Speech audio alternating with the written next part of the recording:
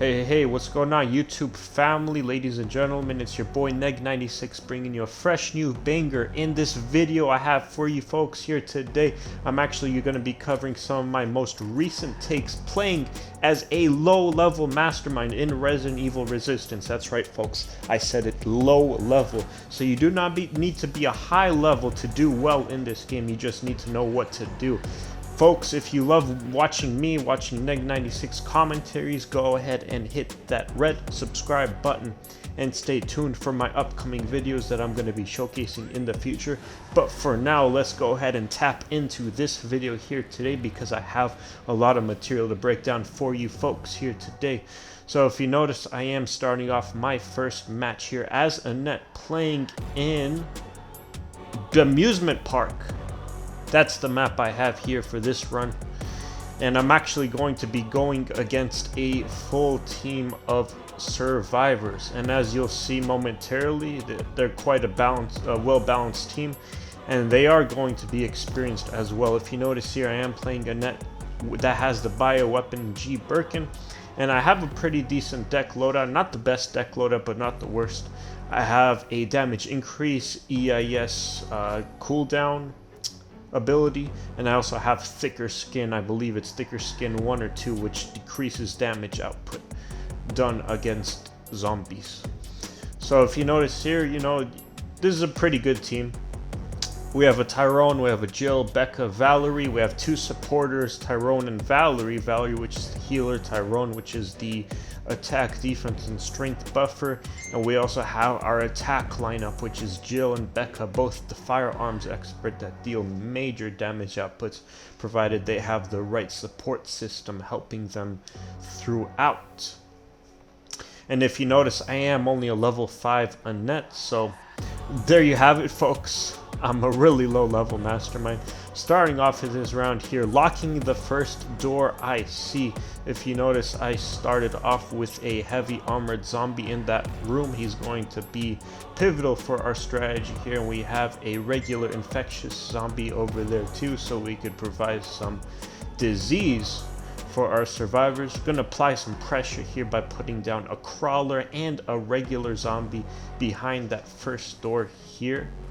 That's going to come in later on, and I'm also enhancing them with the Berserker Syringe, which increases their movement speed as well as their overall resiliency. Now that we have Jill and Valerie into this room here, I'm going to place 2 traps as well as apply some pressure with my dog. We just had Valerie over there get affected by one of the traps, and I have just enough to place down a liquor.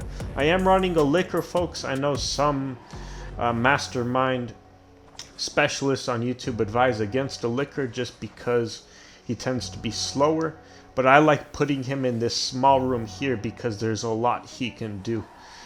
So now we have the Tyrant player coming into this room here on his lonesome. That's the first mistake the survivor team did. They're kind of separating their team over here, and they're giving me a lot of room to follow up with isolating some of the squad here, and you'll see my isolation tactics done well throughout this run. Now I just turned off the lights in this room, and we have Tyrone and Jill over here fending for themselves. I just placed 2 more traps and a zombie there. While Becca's distracted on this thick zombie, I went ahead and placed a zombie right behind her, spawned in that zombie. She got hit by the trap. The zombie went for a nice 15-second deduction, and I went ahead and placed an enhancer module on this tough zombie here, gaining control, folks. And this other zombie actually got the final hit on Jill, giving her a full knockdown and a minus 15-second countdown against the survivor team. I'm over here running enhancer tough zombie, folks. I mean, this is just a fantastic thing to get control of. Tough zombie with the enhancer class. It just makes him more bulky and fast than he already is, and it makes him borderline broken. Not completely broken, but just borderline. So over here we actually had one of the members in that team disconnect. It was Jill. So we're left with Valerie, Tyrone, and Becca as part of the team. If you notice, I did get Valerie down here. We have Tyrone making his way here with moderate health. He just completely healed himself, and he completely healed Valerie. They are being slowed down now by their infectious level.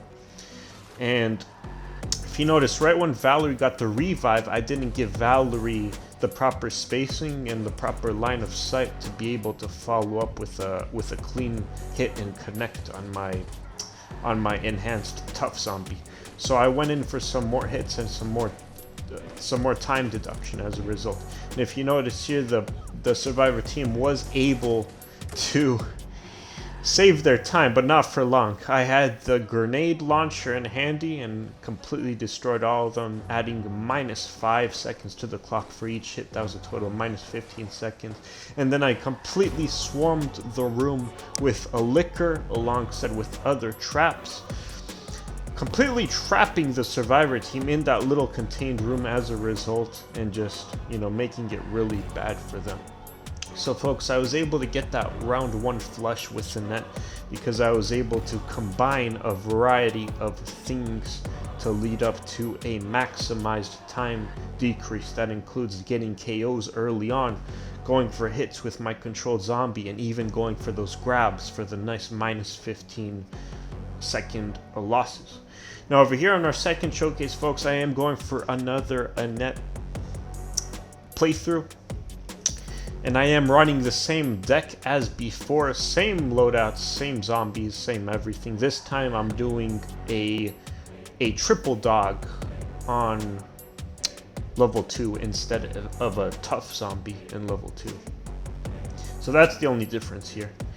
I am going to be using G-Birkin in this run, so I'm going to give you a example encounter of when I plant him and what I do to take care of the survivor team.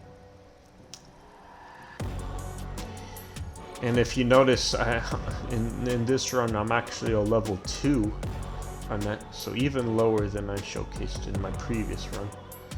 And in this team, we do have a lineup of Becca, the firearms expert, as well as January, the ability to take care of my cameras, make it really hard for me to be able to do much of anything, as well as Valerie and Martin.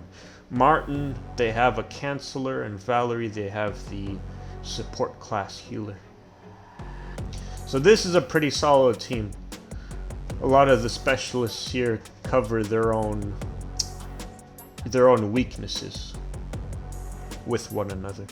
So as I started in, I went ahead and planted a quick zombie, dropped in my berserker syringe on him just to get rid of it. Then now I'm putting in a dog and a crawler zombie for some more added pressure. And now I'm adding a tough zombie into this room here.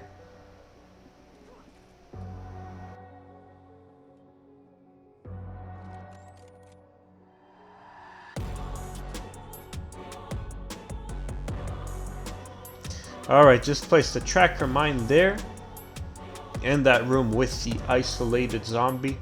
And now I'm actually setting up the environment in a way that's kind of made to hit the survivors as soon as they come into the new rooms.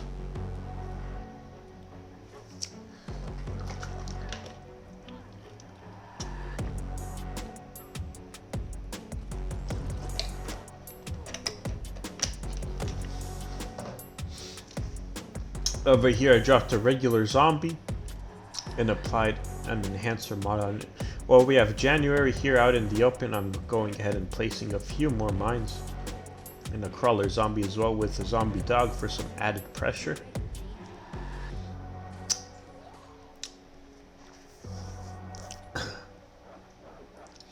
And a mine right there.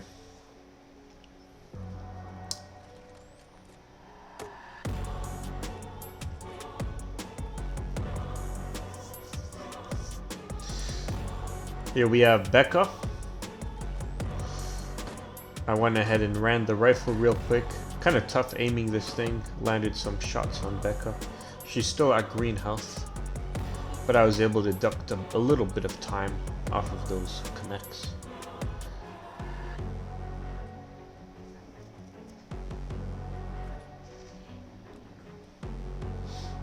Now we have Martin here and January following along. Martin has all 3 of the keys, and I went ahead and enhanced some of the zombies here in this vicinity.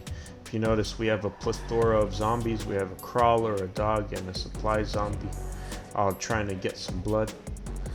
But the team was actually able to manage, turn in all 3 keys and get to the next area before I had any chances at doing a major play.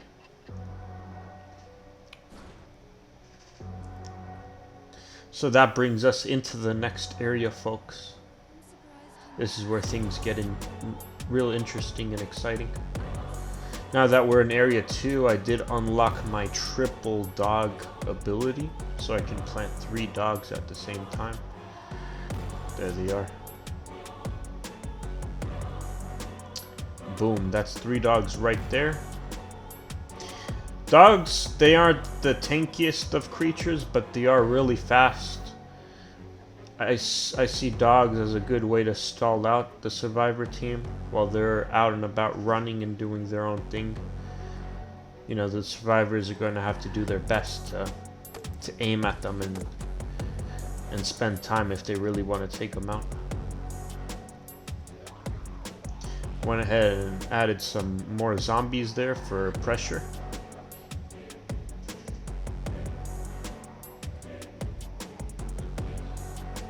And this camera kind of sucks that they took it out.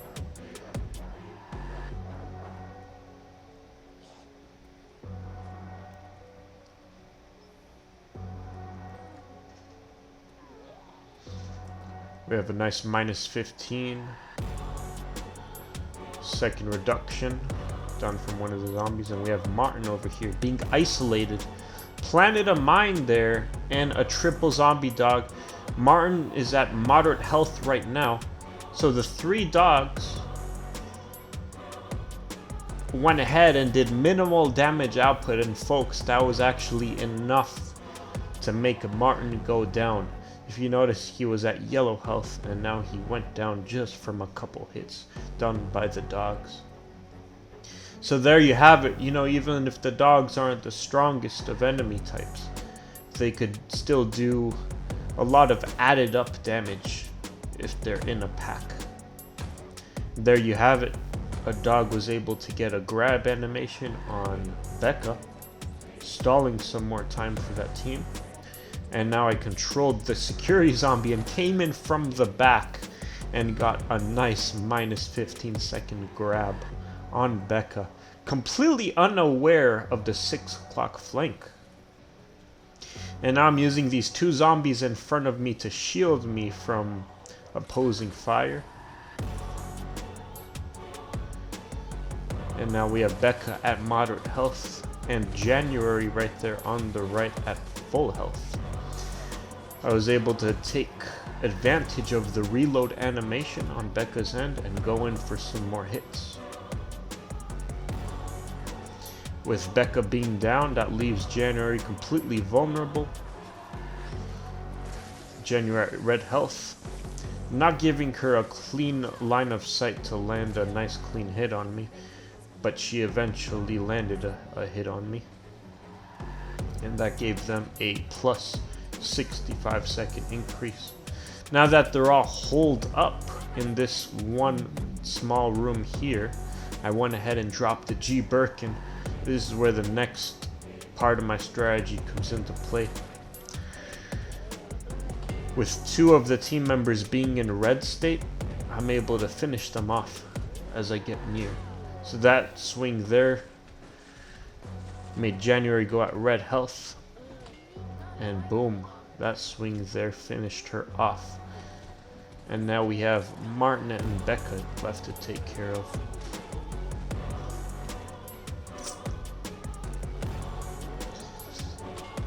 The player there miscalculated. They thought that I wouldn't be able to recover from my animation in time before he could heal January.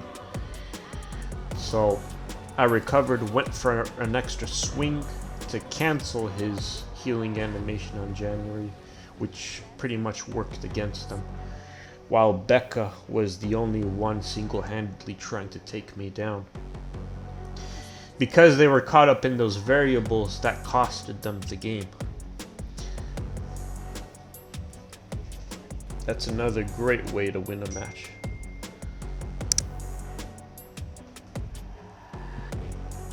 Now we have our final showcase,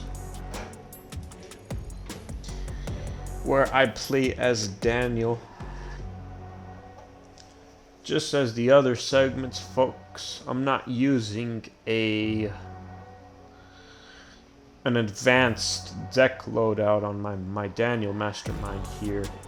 I just have a couple traps, a couple zombies, you know, a dog, some enhancer modules, and I also have the Screamer zombie. I love the Screamer zombie, and I'm gonna show you why in this little showcase here.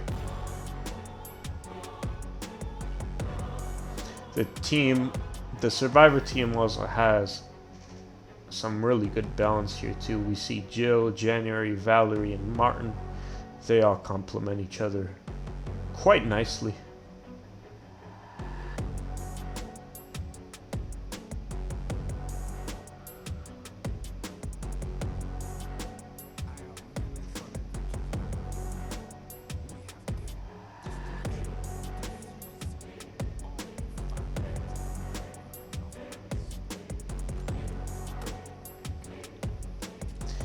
Alright, we just started off over here.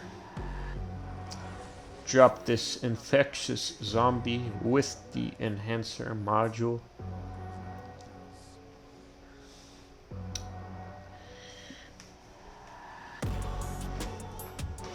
Across this Danial run, I'm going to take advantage of a lot of controls, folks. While I'm controlling zombies, I get to use their abilities. I get to go for fast jabs into grabs for larger time loss, done for the Survivor team. Over there we had a nice grab connect with a guaranteed 15-second reduction.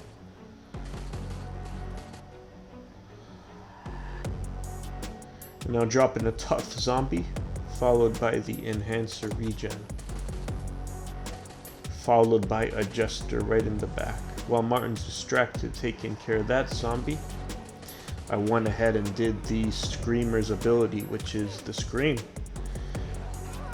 I find this zombie to be one of the most useful in the game just because he has this ability alone. If people are affected by it, there's no possible counters you could do if you're right in its radius.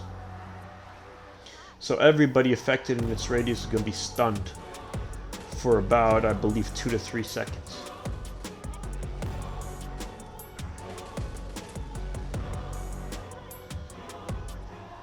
So now that we did that shenanigans there with the Screamer zombie, we got quite a bit of time taken off the Survivor team.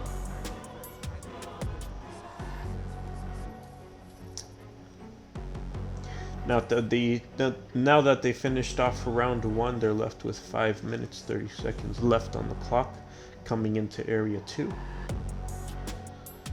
And over here I do another particular thing with my security zombie. Since the security zombie is the main objective of area 2, I actually control him and I take him all the way to the other side of the map, so I can stall out the team and make it so that they don't get to their primary objective as fast as they could.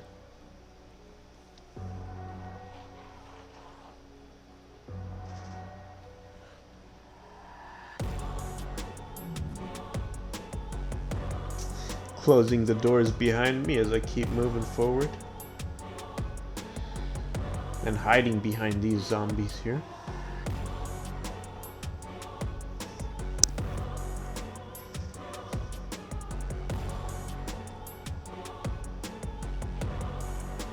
I'm pushing on ahead.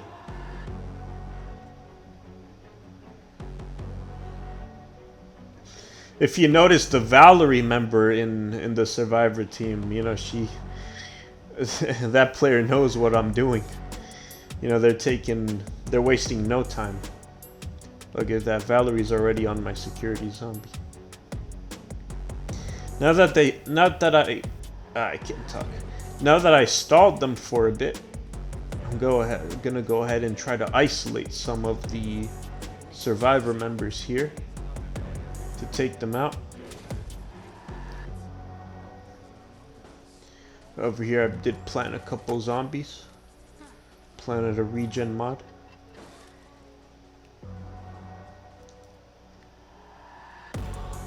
Dropping a screamer zombie, a jester, and immediately taking control so I could use his ability. We have Martin over here, isolated on the right hand side, and he was already on red health. He never had the chance to heal, which is a big mistake done by the Survivor team. Because of that, I was able to get a couple hits on him and go for the knockout. Over there I did try to scream with the jester, but I was unable to connect. They weren't in my radius. Now that they're all here in this tiny room, I went ahead and dropped the mini boss. And I'm going for nice quick jabs. I find the quick jabs to be the most effective when it comes to taking out a Survivor member as quickly as possible.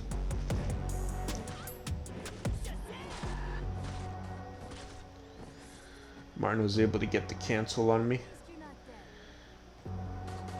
which got me through quite a long animation to deal with. During that time, January was actually able to revive Becca. I think it was, no, not Becca. Whoever was down on the ground, I think it was Jill.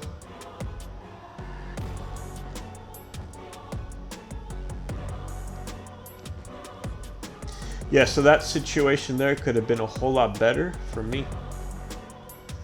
But the team was effectively able to adapt and make the best out of that possibility.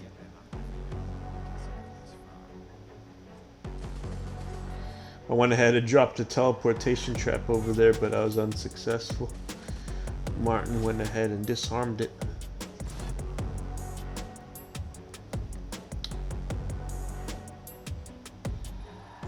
So the 4 minute 15 seconds turned into 6 minutes 15 seconds for the Survivor team. So it does seem like quite a bit of time that they gained and that they have right now coming into round 3. But I have to tell you folks, even with that amount of time, there's always room for comebacks. So not wasting any more time, I immediately went to the first objective of the game, which is this biocore spawn here. I went ahead and dropped 2 of my tankiest zombies, with the armored zombie as well as the tough zombie. And now I'm back on level 1, and I do have a jester ready, as well as a dealer zombie. Now I love this dealer zombie, folks. If you go for the claw slash ability, you get to pretty much sprint with the zombie, and once you release the button, the ability button, you get to do a jumping into a grab animation, which gives you so much reach to land a solid grab.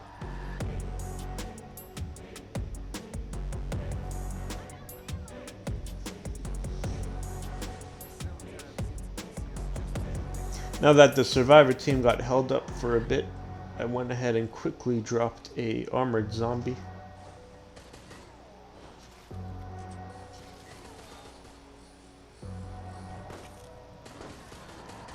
Went for a little aggro there and got a nice minus 15 second time loss for the Survivor team.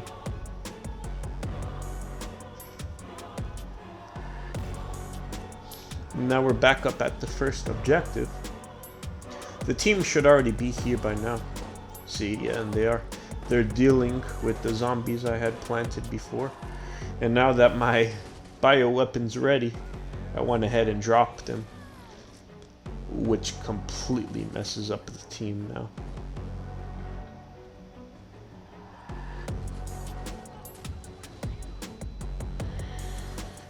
Not only am I stalling the time they need to get to their objective, but I'm also actively going for takedowns as the bioweapon.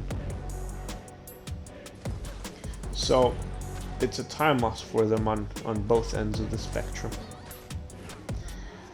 Their January player got a little, I want to say, a little greedy there, and they wanted to push up ahead and go for the core while trying to whiff me in the process. But it ended up working against them. We got a double KO on the January after they got the revive. And that there is my time up with the bioweapon.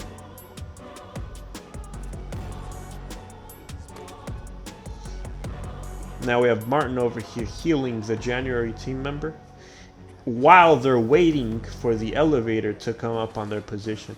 Because we have these variables in play, this gives us the perfect opportunity to gain control of an armored zombie in close proxy, so we could deal some more damage and go for some more downs. There isn't really much these team members could do in this position here because we had a tough zombie as well as an armored zombie, which gave them, you know, more options of diversion for me. I went ahead and canceled Jill's revive animation 2 times, which prevented their January member from rising up, and I did the same for Valerie. Valerie tried going for a heal, and I countered with a minus 15-second grab. So that there pretty much destroyed the team, and it gave me an early round 3 flush.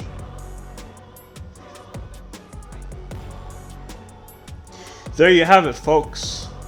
Those are 3 instances of me running low-level masterminds and running some solid wins against them. I hope my strategies did help you out, and I hope they gave you some feedback over what you should and shouldn't do when you play as the mastermind. Y'all take care, have a nice day, and stay safe. Looking forward to seeing you on the next one.